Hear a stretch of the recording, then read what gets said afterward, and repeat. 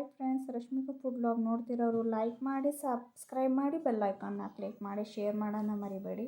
ನಿಮ್ಮ ಸಪೋರ್ಟ್ ನಮಗೆ ತುಂಬ ಮುಖ್ಯ. ಇವತ್ತು ನಾನು ನಿಮಗೆ ಎಗ್ ಪಪ್ಸ್ ಹೇಗೆ ಮಾಡೋದು ಅಂತ ತೋರಿಸ್ಕೊಡ್ತೀನಿ. ಇವಾಗ ಅದಕ್ಕೆ ಬೇಕಾಗಿರೋ ಇಂಗ್ರೀಡಿಯೆಂಟ್ ಮೈದಾ 1 ಕಪ್ ತೊಗೊಂಡಿದ್ದೀನಿ. ಅದಕ್ಕೆ ನಾನು ಕೋಲ್ಡ್ ವಾಟರ್ನ ಹಾಕ್ಕೊಂಡು ಕಲಿಸ್ಕೊತಾ ಇದ್ದೀನಿ. ಸ್ವಲ್ಪ ಉಪ್ಪು ಹಾಕ್ಕೊಂಡು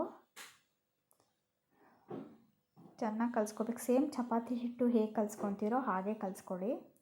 ನೀವು ಮಾತ್ರ ಬೆಣ್ಣೆ ಇದ್ದರೆ ಬೆಣ್ಣೆ ಹಾಕ್ಕೋಬೋದು, ಇಲ್ಲಾಂದರೆ ಎಣ್ಣೆ ಹಾಕ್ಕೊಳ್ಳಿ. ಚೆನ್ನಾಗಿ ಕಲಿಸ್ಕೊತಾ ಇದ್ದೀನಿ. ಇವಾಗ ನಾವು ಸ್ಟವ್ ಆನ್ ಮಾಡ್ಕೊಂಡಿದ್ದೀನಿ.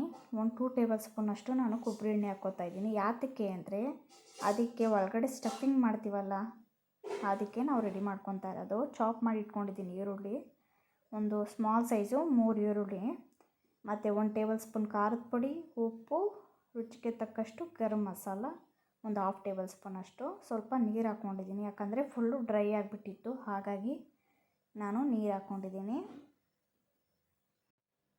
ಅದಕ್ಕೆ ಗ್ರೇವಿ ಚೆನ್ನಾಗಿ ಡ್ರೈ ಆಗೋ ಗಂಟ ನಾವು ಫ್ರೈ ಮಾಡ್ಕೋಬೇಕು.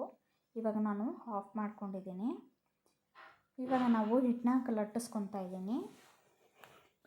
ಚೆನ್ನಾಗಿ ಲಟ್ಟಿಸ್ಕೊಬೇಕು. ಇವಾಗ ನಾನು ತುಪ್ಪ ಹಾಕ್ಕೊತಾ ಇದ್ದೀನಿ. ಅದಕ್ಕೆ ಅರಿಶಿನ ಹಾಕಿಲ್ಲ, ಹಾಗಾಗಿ ಆ ಕಲರ್ ಇದೆ, ವೈಟ್ ಕಲರು. ತುಪ್ಪ ಇಲ್ಲಾಂದರೆ ಬೆಣ್ಣೆ, ಕೆಲವರು ಡಾಲ್ಡಾನು ಕೂಡ ಯೂಸ್ ಮಾಡ್ತಾರೆ, ಆದರೆ ಡಾಲ್ಡಾ ತುಂಬ ಹೆಲ್ತ್ಗೆ ಒಳ್ಳೆಯದಲ್ಲ ಫ್ರೆಂಡ್ಸ್, ಹಾಗಾಗಿ ನಾನು ತುಪ್ಪ ಹಾಕ್ಕೊಂಡಿದ್ದೀನಿ. ಇವಾಗ ನಾವು ಹೇಗೆ ಫೋಲ್ಡ್ ಮಾಡ್ಕೊಂಡು ಅಂತ ನೋಡ್ಕೊಂಡಿದ್ದೀರಲ್ಲ, ಹಾಗೆ ಮಾಡ್ಕೋಬೇಕು. ಆವಾಗ ಲೇಯರ್ ಆಗಿ ಬರುತ್ತೆ. ಇವಾಗ ನಾನು ಅದನ್ನು ಫ್ರಿಜ್ಜಲ್ಲಿ ಇಟ್ಟಿದ್ದೆ. ಇವಾಗ ತಿರ್ಗಾ ಎತ್ಕೊಂಡು ತಿರ್ಗಾ ಲಟ್ಟಿಸ್ತಾ ಇದ್ದೀನಿ. ಇವಾಗ ತಿರ್ಗಾ ತುಪ್ಪ ಹಾಕ್ಕೊತಾ ಇದ್ದೀನಿ.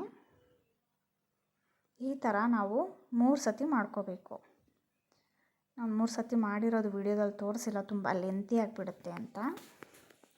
ಇವಾಗ ನಾನು ಕಟ್ ಮಾಡಿ 3 ಸತಿ ಮಾಡಿಟ್ಕೊಂಡಿದ್ದೆ. ನಾನು ಬೆಣ್ಣೆ ತುಪ್ಪ ಹಚ್ಚಿ ನಾನು ಫ್ರಿಜ್ಜಲ್ಲಿ ಇಟ್ಕೊಂಡಿದ್ದೆ ಫೋಲ್ಡ್ ಮಾಡಿ. ಬೆಣ್ಣೆನಾದರೂ ಹಾಕ್ಬೋದು, ತುಪ್ಪ ಆದರೂ ಹಾಕ್ಬೋದು. ಅದಕ್ಕೆ ನಾನು ಸ್ಟಫ್ ಮಾಡಿ ಮೊಟ್ಟೆ ಬೇಯಿಸಿ ಇಟ್ಕೊಂಡಿದ್ದೆ ನಾನು ಫಸ್ಟೇ. ಅದನ್ನು ತೋರ್ಸೋಕ್ಕಾಗಿಲ್ಲ, ನಾನು ನಿಮಗೆ ವಿಡಿಯೋ ಮಾಡೋಕ್ಕಾಗಿಲ್ಲ. ಅದನ್ನು ಕಟ್ ಮಾಡಿ ಹಾಕ್ಕೊಂಡಿದ್ದೀನಿ. ಇವಾಗ ಮೈದಾ 1 ಟೇಬಲ್ ಸ್ಪೂನ್ ಹಾಕ್ಕೊಂಡು ಸ್ವಲ್ಪ ನೀರು ಹಾಕ್ಕೊಂಡು ಕಲಿಸ್ಕೊಳ್ಳಿ. ಅದು ಯಾಕೆ ಅಂದರೆ ಅದು ಓಪನ್ ಆಗಲ್ಲ, ಬಿಟ್ಕೊಳ್ಳಲ್ಲ, ಹಾಗಾಗಿ ಆ ಥರ ಹಾಕ್ಕೊಂಡು ಹಾಗೆ ನಾವು ಇದು ಮಾಡ್ಕೋಬೋದು. ಆಮೇಲೆ ಬೆಣ್ಣೆನ ಇಲ್ಲಾಂದರೆ ತುಪ್ಪನ ನಾವು ಈ ಥರ ಸವರ್ಕೋಬೋದು. ಬೆಣ್ಣೆ ತುಪ್ಪ ಇಲ್ಲ ಅಂದರೆ ಎಣ್ಣೆನಾದರೂ ಸವರ್ಕೊಳ್ಳಿ. ಇವಾಗ ನಾನು ಕಡಾಯಿ ಇಟ್ಕೊಂಡಿದ್ದೀನಿ. ಅದಕ್ಕೆ ಆ ಥರ ಪ್ಲೇಟ್ ಹಾಕ್ಕೊಂಡಿದ್ದೀನಿ. ಆ ಥರ ಅಂಗಡಿಗಳಲ್ಲಿ ಸಿಗುತ್ತೆ, 15 ರೂಪಾಯಿ ಅಷ್ಟೇ. ನಾನು ಇಡ್ಲಿದು ಪ್ಲೇಟ್ ಹಾಕ್ಕೊತಾ ಇದ್ದೀನಿ. ಅದ್ರ ಮೇಲೆ ನಾವು ಎಗ್ ಪಫ್ನ ಇಟ್ಕೊಳ್ಳೋದಕ್ಕೆ ನಿಮ್ಗೆ ಇಷ್ಟ ಆಗುತ್ತೆ. ಸೇಮ್ ಬೇಕ್ರಿಲಿ ಹೇಗೆ ಸಿಗುತ್ತೆ ಯಾವ ಥರ ಇರುತ್ತೆ ಎಗ್ ಪಫ್ಸು, ಸೇಮ್ ಹಾಗೇ ಇರುತ್ತೆ. ಮನೇಲೇ ಮಾಡ್ಕೊಂಡು ನೀವು ತಿನ್ಬೋದು, ಮಕ್ಳಿಗೂ ಕೂಡ ಮಾಡಿಕೊಡ್ಬೋದು. ನೋಡಿ ಯಾವ ಥರ ಬೆಂದಿದೆ ಅಂತ.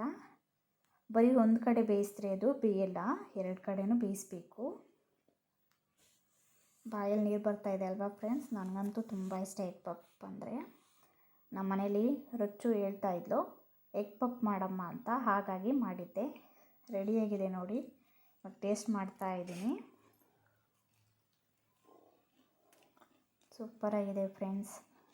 ನನಗಂತೂ ತುಂಬ ಇಷ್ಟ ಎಗ್ ಪಫ್ಫು. ಈ ವಿಡಿಯೋ ನಿಮ್ಗೆ ಇಷ್ಟ ಆಗಿದ್ರೆ ಲೈಕ್ ಮಾಡಿ, ಸಬ್ಸ್ಕ್ರೈಬ್ ಮಾಡಿ, ಬೆಲ್ ಐಕಾನ್ನ ಕ್ಲಿಕ್ ಮಾಡಿ, ಶೇರ್ನ ಮಾಡೋದನ್ನ ಮರಿ.